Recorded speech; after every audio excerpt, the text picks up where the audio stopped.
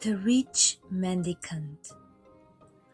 On an old pilgrimage road beside a silver river, there lived a teacher who claimed he had discovered something so valuable that everyone should hear it.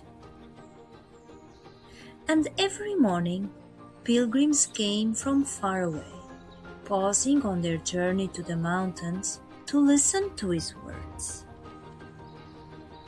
But there was one condition.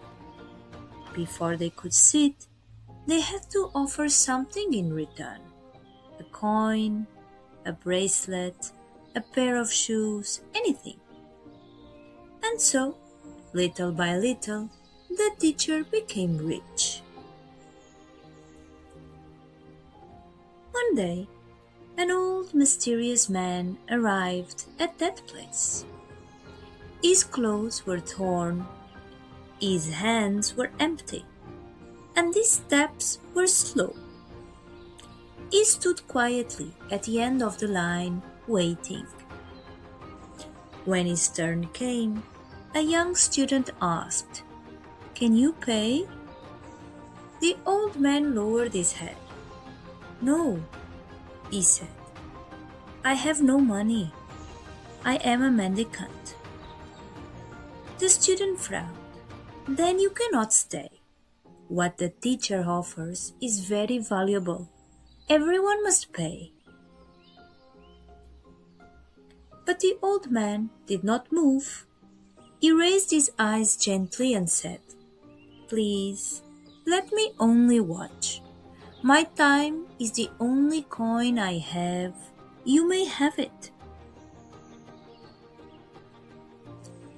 He looked like a beggar in appearance, but his eyes held something vast, as though he owned the whole universe.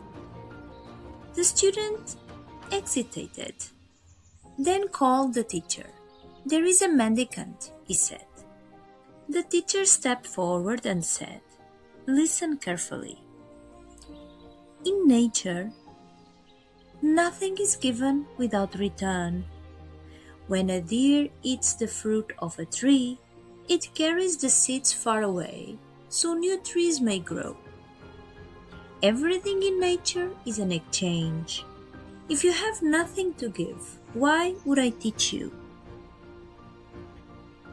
The old man bowed his head, said nothing, and quietly sat by the roadside. The teacher returned to his place, content with the lesson he had withheld. But the next morning, the old man was there again. Before the pilgrims arrived, he drew water from the river and brewed tea with wild roses growing nearby. As travelers passed, tired from their journey, he offered them tea freely. Some smiled. A few placed coins in his hand. By the time the teacher began his lesson, many pilgrims had little left to give. Some offered less. The teacher frowned, but allowed them to stay. The next day, the old man caught fish from the river and cooked them over an open fire wrapped in broad green leaves. Hungry travelers gathered around him, their faces softened by the warmth of the flames, and once again fewer people came to the teacher. Day after day, the same: tea, fish, and fewer listeners, until one morning no one came at all. The teacher walked down to the river bank and found the old man beside his fire, quietly stirring a pot of tea. The smoke curled upward, carrying the faint sweetness of wild roses and ash. His voice trembled with tension. "Mendicant," he said, "you must go back somewhere else. People no longer come to hear my words. Soon my students and I will have nothing, and pilgrims are missing the one teaching that could guide their lives." The old man looked up calmly. "I still have tea," he said, "and some fish. You are welcome to sit. I won't charge you." The teacher turned away offended. But the next morning he returned. "I have been thinking," he said. "People are drawn to your fish. Join my teaching. When pilgrims come, we will share what they give. You will receive your fair portion." The old man looked at him for a long moment, then turned his gaze toward the shimmering river. "See," he said quietly, "I am a mendicant. Everything precious in my life was given freely. If I began to charge for the fish I catch, I would be like a deer trying to sell the fruit of the forest to other deer. That is not my way." The teacher insisted. Begged.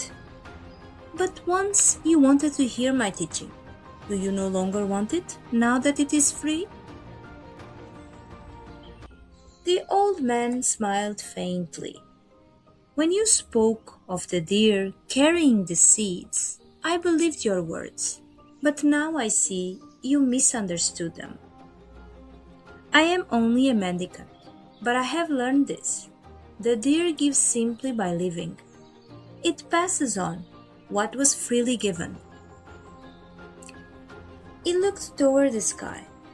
"You say everything in nature is an exchange, but does the sun charge for its warmth? Or does it choose where its light will fall? Does the river demand payment for its fish? Or does it offer them to anyone who knows how to take them? The tree does not charge the deer for its shade, does it? What is truly precious always finds its way to where it is needed. You speak as though you protect what they need. Then why not give it freely instead of placing a fence around it?" He paused, his eyes deep as the river. "You took a fruit of truth freely given to you and tried to sell it. That is your choice. But now you have become a mendicant of what was once freely yours." Then the old man placed a small pouch in the teacher's hands, all the coins pilgrims had given him in those past days. "This seems precious to you," he said. "I will not keep it." And with that, he turned and walked away, his steps dissolving into the morning mist.